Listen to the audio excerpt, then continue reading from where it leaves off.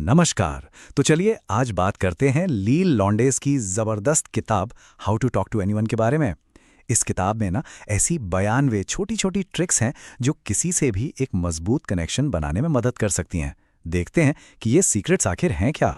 हम सबके साथ ऐसा होता है ना, वो एक अजीब सी चुप्पी, जब पता ही नहीं चलता कि अब आगे क्या बोलें। या फिर हम किसी ऐसे इंसान को देखते हैं जो किसी भी पार्टी में जाता है और सबसे फटाफट घुल-मिल जाता है, और हम बस सोचते रह जाते हैं कि यार ये लोग ऐसा करते कैसे हैं। इसी बात को समझने के लिए चलिए एक कहानी सुनते हैं अजय की। अजय एक बहुत ही होशियार और मेहनती लड़का था, लेकिन थोड़ा शर्मीला। ऑफिस में उसे सब साइलेंट वर्कर बुलाते थे क्योंकि वो अपने काम से काम रखता था, ज्यादा किसी से बात नहीं करता था।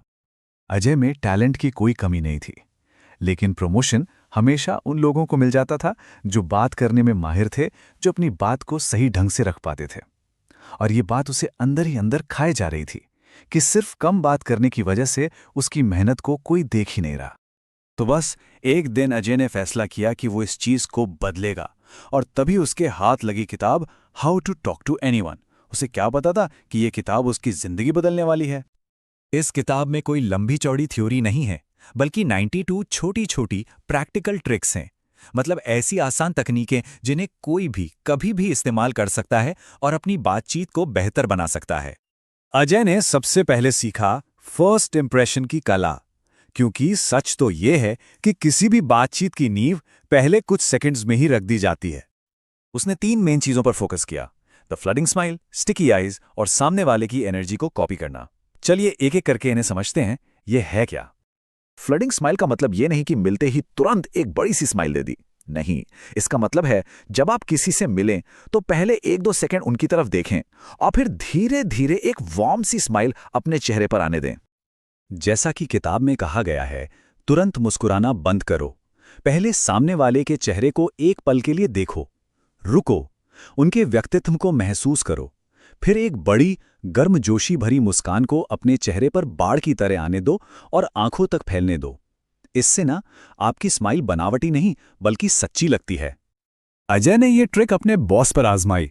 अगले मीटिंग में उसने पहले उन्हें ध्यान से देखा और फिर धीरे से मुस्कुराया, और नतीजा, उस दिन उनकी बातचीत का पूरा माहौल ही बदल गया, एकदम पॉजिटिव।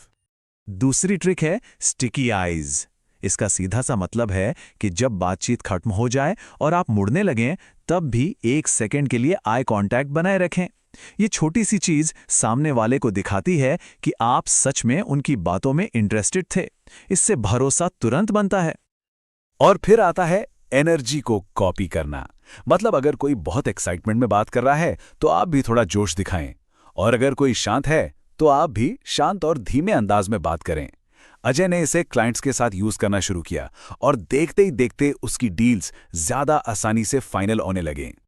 ठीक है, फर्स्ट इंप्रेशन तो जबरदस्त हो गया, पर एक अच्छा रिश्ता बनाने के लिए बात को आगे कैसे बढ़ाएं? चलिए देखते हैं कि अजय ने आगे क्या सीखा। इसके लिए अजय ने 3 बहुत ही असरदार तरीकों पर काम किया। बात करते हुए अपना पूरा शरीर सामने वाले की तरफ रखना, नॉर्मल की जगह थोड़ी हटकर तारीफ करना, और सबसे जरूरी, ध्यान से सुनना। बॉडी स्विवल, ये सुनने में बहुत मामूली लगता है पर है बहुत पावरफुल।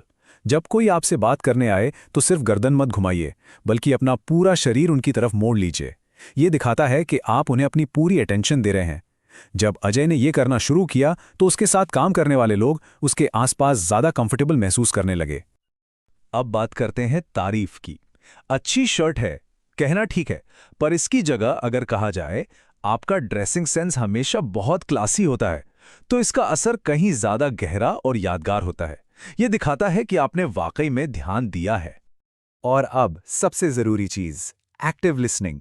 मतलब जब कोई बात कर रहा हो तो उसे बीच में मत टोकिए, बस ध्यान से सुनिए, सिर हिलाइए और अच्छा फिर क्या हुआ जैसे छोटे छोटे इशारे दीजिए। याद रखिए, सुनना एक कला है जो आपको बिना कुछ बोले ही दिलचस्प बना देती है। तो अब तक हमने एक अच्छा इंप्रेशन बना लिया, कनेक्शन भी बना लिया।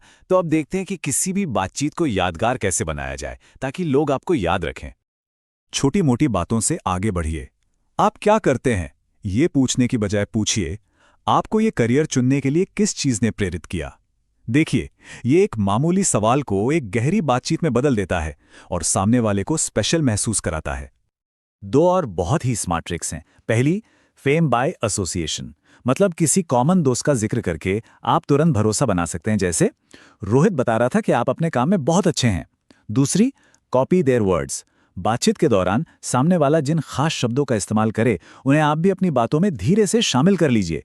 इससे उन्हें अनजाने में ही लगता है कि आप दोनों एक ही पेज पर हैं। और आखिर में बातचीत को हमेशा एक अच्छे नोट पर खत्म करें। कुछ ऐसा कहिए जिससे सामने वाला दोबारा आपसे बात करना चाहे। जैसे, आपसे बात करके बहुत अच्छा लगा, कभी कॉफी पर इस टॉपिक पर और बात करने में मजा आएगा। इन सभी ट्रिक्स को अपनाने के बाद अजय अब वो पुराना साइलेंट वर्कर नहीं रहा। वो एक कॉन्फिडेंट कम्युनिकेटर बन चुका था जिसे लोग सुनना चाहते थे। और सबसे बड़ी बात, वो खुद लोगों से जुड़ने के इस पूरे प्रोसेस को एंजॉय करने लगा था।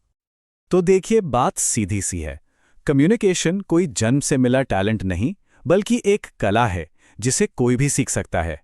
एक छोटी सी मुस्कान, शरीर का एक हल्का सा घुमाव या एक सही सवाल, ये छोटी छोटी बातें हमारे करियर, रिश्तों और हमारे आत्मविश्वास पर बहुत बड़ा असर डाल सकती हैं। तो अब सवाल ये है कि आज आप इनमें से कौन सी ट्रिक आजमाने वाले हैं।